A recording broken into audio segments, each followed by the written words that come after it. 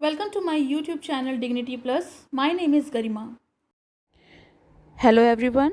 आज हम इस वीडियो में करेंगे कक्षा 7 विज्ञान भारती 2 की इकाई 2 रेशों से वस्त्र तक। तो इसके पहले भाग में हमने पौधे एवं जंतुओं से प्राप्त रेशे, ऊन प्रदान करने वाले जंतु, ऊन तैयार करने की विधि के बारे में जाना था।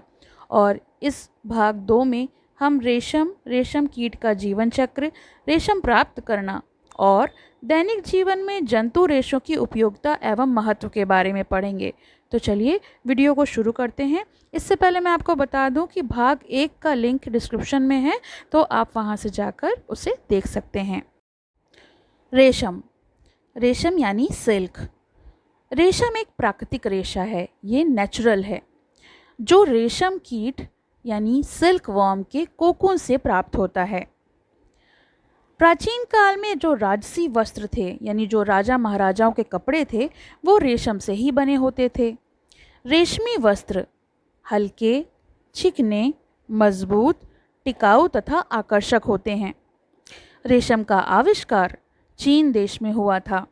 और अगर वर्तमान समय की बात की जाए तो विश्व में सर्वाधिक यानी सबसे ज़्यादा रेशम उत्पन्न करने वाला देश चीन है। भारत भी व्यावसायिक स्तर पर बहुत अधिक रेशम का उत्पादन करता है, यानी विश्व का लगभग 13% रेशम भारत द्वारा उत्पन्न किया जाता है। रेशम कीट का जीवन चक्र, जैसा कि आप चित्र में देख रहे हैं, यहाँ पर रेशम कीट के जीवन चक्र का वर्णन किया गया है। इसे भी हम अभी देखेंगे, पहले हम इसे पढ़ लेते हैं। रेशम कीट शहतूत, अरंडी, ओक इत्यादि के पेड़ों पर पाले जाते हैं। मादा रेशम कीट सैकड़ों की संख्या में अंडे देती है, जो शहतूत की पत्तियों के निचली सतह पर चिपके होते हैं। आपने शहतूत का पेड़ देखा होगा, जो काले रंग का फल होता है, उसकी पत्तियों पर ये रहते हैं, इसके निचली सतह पर ये चिपके रहते हैं। इन अंडों से सफ़ेद रंग का लार्वा निकलता है, जिसे कैटरपिलर या इल्ली या लार्वा कहा जाता है।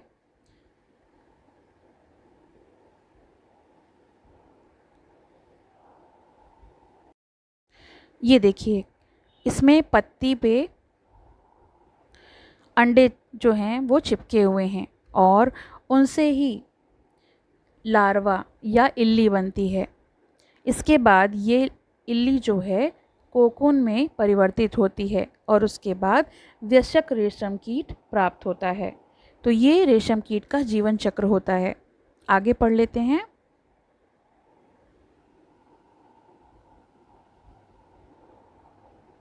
शहतूत की पत्तियों की निचली सतह पर ये चिपके होते हैं और ये सफ़ेद रंग के होते हैं। ये पेड़ की कोमल पत्तियों को खाते हैं। लगभग 4 से 6 हफ्तों में इनकी वृद्धि होने लगती है और जीवन चक्र की अगली अवस्था में ये प्रवेश करते हैं। रेशम कीट के लार्वा एक विशेष ग्रंथि होती है, जिसे हम रेशम ग्रंथि कहते हैं। इस ग्रंथि से अत्यंत महीन लसदार पदार्थ स्रावित होता रहता है, जो प्रोटीन युक्त होता है। लार्वा अंग्रेजी की संख्या 8 के आकार के आगे पीछे की ओर गति करते हुए, कैसे ये गति करते हैं, ऐसे 8 के आकार की इस तरह से गति करते हुए ये एक लसदार पदार्थ में लपेटता जाता है, जो हवा के संपर्क में आने पर सूखकर रेशम के रेशे में बदल जाता है। रेशम के रेशों से लिपटे हुए प्रत्येक प्यूपा एक सफ़ेद गोलाकार संरचना में बंद हो जाते हैं। ये देखिए, ये कोया या कोकून भी इसे बोलते हैं, और ये गोलाकार रचना में आ जाते हैं और इसे हम कोकून कहते हैं। कोकून के भीतर प्यूपा विकसित होकर वयस्क रेशम कीट में परिवर्तित हो जाता है। अंत में रेशम कीट कोकून के रेशों को काटते हुए बाहर निकल आते हैं और अपना नया जीवन चक्र आरंभ करते हैं। इस प्रकार से रेशम कीट का जीवन चक्र चलता रहता है। पहले अंडे से लार्वा में परिवर्तन होना और फिर लार्वा में एक प्रकार का सफ़ेद रंग का पदार्थ निकालना, निकलते हुए एक गोलाकार संरचना में परिवर्तित होना और प्यूपा में बदल जाना, इसे कोया या कोकून कहते हैं। और उसी के अंदर वयस्क रेशम कीट जो है वो पलता है और बाद में वो बाहर निकल आता है और नया जीवन चक्र को आरंभ कर देता है। रेशम कीट पालन। तो जो रेशम कीट होते हैं, जो रेशम के कीड़े होते हैं, उन्हें कैसे पाला जाता है, चलिए जानते हैं। रेशम प्राप्त करने के लिए रेशम कीटों के पालन का विज्ञान रेशम कीट पालन या फिर सेरीकल्चर कहलाता है। भारत का प्रमुख सेरीकल्चर केंद्र कर्नाटक के मैसूर तथा बेंगलुरु में है। कर्नाटक के अतिरिक्त आंध्र प्रदेश, तमिलनाडु, पश्चिम बंगाल, जम्मू कश्मीर तथा असम में भी रेशम का उत्पादन होता है। उत्तराखंड में नैनीताल तथा हल्द्वानी में भी रेशम कीट पालन जो है उसमें अग्रणी है, यानी सबसे आगे हैं। असम तथा झारखंड के कई किसानों का मुख्य व्यवसाय रेशम कीट पालन ही है। वे पेड़ों पर रेशम कीटों को पालते हैं। नर कीट की तुलना में मादा कीट आकार में बड़ी होती है, यानी जो रेशम का कीड़ा होता है उसमें जो नर कीड़ा होता है वो मादा कीड़ा के तुलना में बड़ा होता है। अगर तुलना की जाए तो मादा कीट आकार में ज़्यादा बड़ी होती है। एक बार में सैकड़ों अंडे देती है।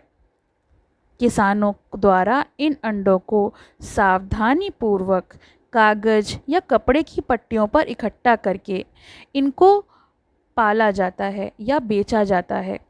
कीट पालकों द्वारा इन अंडों को कीट पालक गृह के उचित ताप व नमी से इस प्रकार रखा जाता है जिससे अंडों में से अधिक लार्वा निकल आए। ये भी एक तरह की विधि होती है। लार्वा के आगे के विकास के लिए बांस की बनी ट्रे पर शहतूत की कोमल ताज़ी पत्तियों को बिछा दिया जाता है और उस पर अनेक यानी बहुत सारी संख्या में लार्वा रख दिए जाते हैं। लार्वा इन पत्तियों को दिन रात खाते हैं और आकार में काफ़ी बड़े और मोटे हो जाते हैं। बीच बीच में ट्रे की सफाई करके नई पत्तियों को रख दिया जाता है। ऐसा लगभग 25 से 30 दिन तक किया जाता है। लार्वा पत्तियां खाना बंद कर देते हैं। कोकून बनने के लिए बांस के छोटे छोटे कक्षों से बाहर आने लगते हैं। इसके लिए बांस की ट्रे में एक छोटी रैक या टहनी रख दी जाती है जिनसे कोकून जुड़ जाते हैं।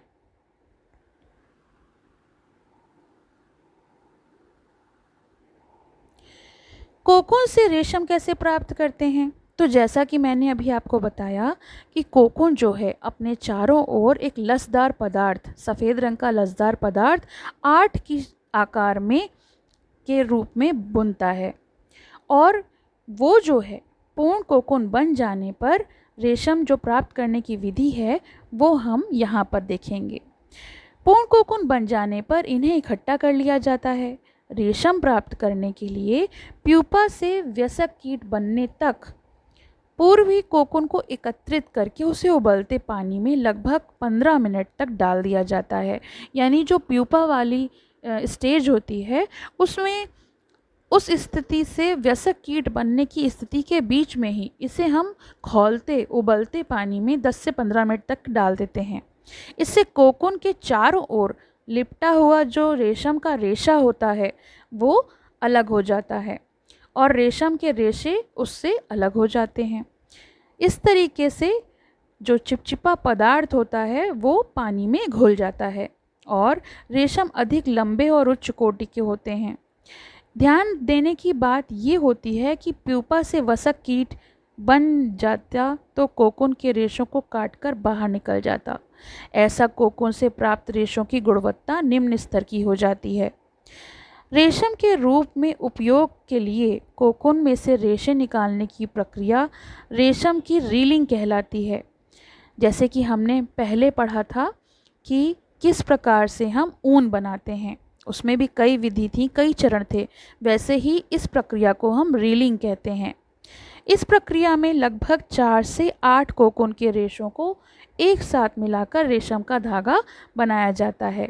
रीलिंग विशेष मशीनों के द्वारा की जाती है। रेशम के धागों भी सुंदर रंगों में रंगाई की जाती है। ये तो हम पहले भी करते थे, जिस तरह से ऊनों को रंगा गया था। बुनकरों यानी जो रेशम बुनते हैं, रेशम के इन्हीं रंग बिरंगे धागों से रेशमी वस्त्र बुनाते हैं। तो पहले रेशम का धागा बनता है और फिर इन्हीं रंग बिरंगे धागों से वस्त्र की बुनाई की जाती है। रेशम कीट के विभिन्न किस्मों से अलग अलग प्रकार के रेशमी धागे बनते हैं। ये धागे चिकनाहट, मजबूती आदि में अलग अलग होते हैं।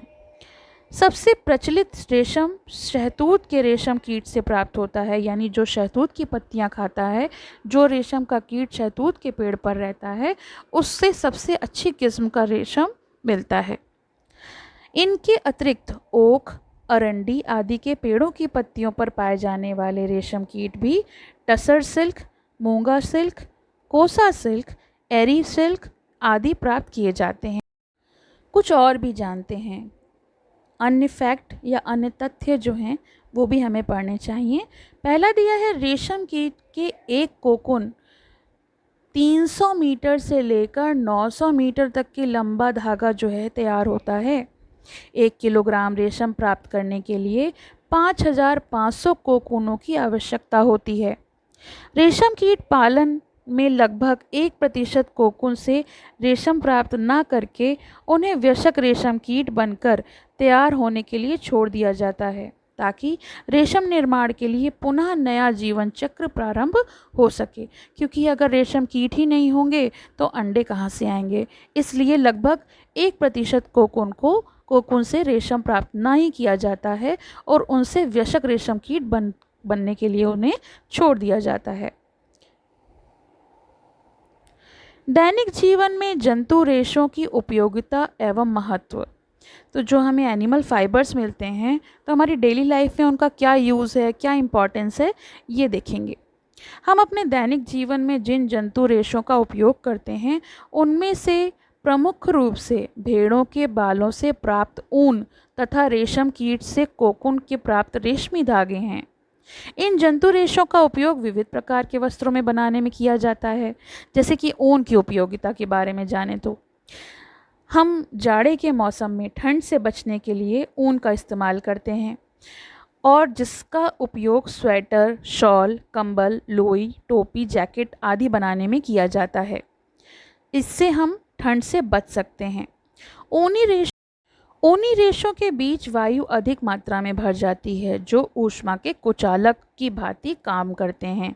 इस प्रकार सर्दी के मौसम में ऊनी वस्त्र पहनने से हमारे शरीर का तापमान स्थिर रहता है और ठंड नहीं लगती। कालीन, गलीचे, पावदान और अन्य घरेलू सामग्री भी ऊनों के उपयोग से बनाई जाती है। तो इस प्रकार से ऊन हमारे लिए बहुत ही उपयोगी होती है, जो कि हमें। रेशम की उपयोगिता। रेशम से बने वस्त्र हल्के होते हैं, मुलायम होते हैं, चमकीले यानी जिनमें चमक होती है, लचीले, मजबूत होते हैं तथा टिकाऊ होते हैं, काफ़ी लंबे समय तक चलते हैं। रेशमी वस्त्र पहनने में आरामदायक होते हैं, इसलिए इनसे बने वस्त्रों का उपयोग किसी भी मौसम में किया जा सकता है। और साथ ही साथ रेशम के बने वस्त्र आकर्षक तो होते ही हैं। भारत में रेशमी धागों से बनी रेशमी बनारसी साड़ियाँ, घाघरा चोली, चूड़ीदार, शेरवानी अत्यधिक प्रचलित हैं। इन्हें विशेष अवसरों के लिए बनाया जाता है, जैसे कि शादी, विवाह और ख़ास अवसरों पर हम जो कपड़े पहनते हैं वो ज़्यादातर रेशम के ही होते हैं। आजकल कृत्रिम रेशम से बने वस्त्रों का उपयोग भी चलन में है। कृत्रिम रेशम यानी जो आर्टिफिशियल सिल्क होता है, उसे हम कीटों से नहीं बनाते हैं, उसे हम मशीनों के द्वारा फैक्ट्रीज़ में बनाते हैं। वस्त्रों के अतिरिक्त रेशम से अन्य वस्तुएं भी बनती हैं, जैसे पैराशूट, बुलेट प्रूफ कपड़े, ऑपरेशन में युक्त होने वाले टाँके आदि भी बनाए जाते हैं। तो यहाँ क्रियाकलाप दिया हुआ है। कृत्रिम रेशों तथा शुद्ध रेशम का एक धागा लीजिए, इन धागों से सावधानी पूर्वक इसको जलाइए। दोनों प्रकार के जो रेशम जलते हैं उसमें अलग अलग गंध महसूस होती है। जब हम एक ऊनी धागे को जलाते हैं उसकी तुलना में जो कृत्रिम धागा होता है उसकी जलने की गंध अलग होती है। कृत्रिम रेशम के धागे जलने से पिघलते हुए सिकुड़ते हैं और गोली नुमा हो जाते हैं। इसी क्रम में तीखी सी गंध भी देते हैं। दूसरी ओर अगर हम शुद्ध रेशम को या एक ऊन की तो उसमें से ऊन की अच्छी गंध पूरी तरह से जल जाता है जो रेशम होता है।